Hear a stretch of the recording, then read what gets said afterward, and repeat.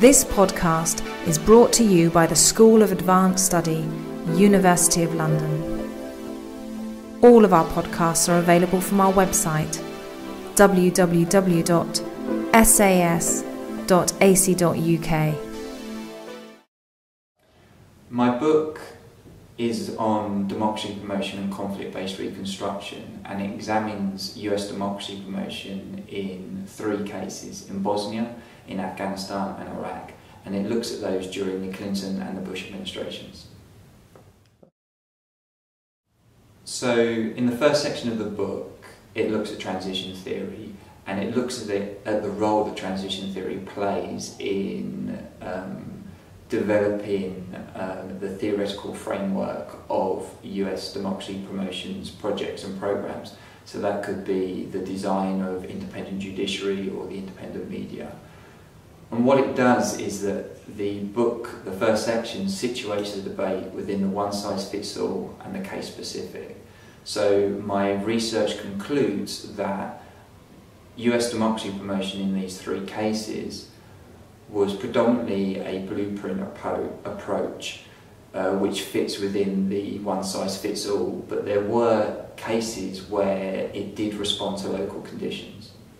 So in the second section, the book examines the role that US democracy projects and programs play in leading Bosnia, Afghanistan and Iraq towards a consolidated democratic identity or status.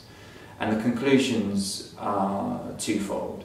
First of all, the US democracy programs don't provide sufficient attention to the development of a culture that can support democratic institutions. And that's specifically related to the development of civil society and programs that develop an independent media and so forth.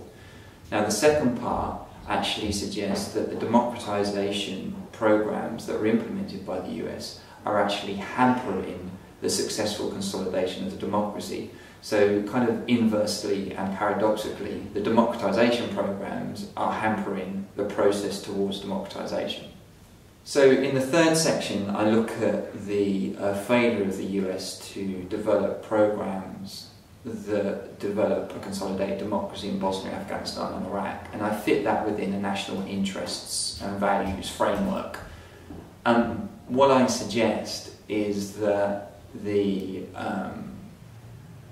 there is a recognition within the US foreign policy community that the current programs that are being implemented aren't leading towards democratic consolidation. I mean, the evidence is there. You know, we can quite easily turn on TVs or go onto the internet and read information about how Bosnia has not consolidated its democracy, Afghanistan certainly hasn't, and neither has Iraq.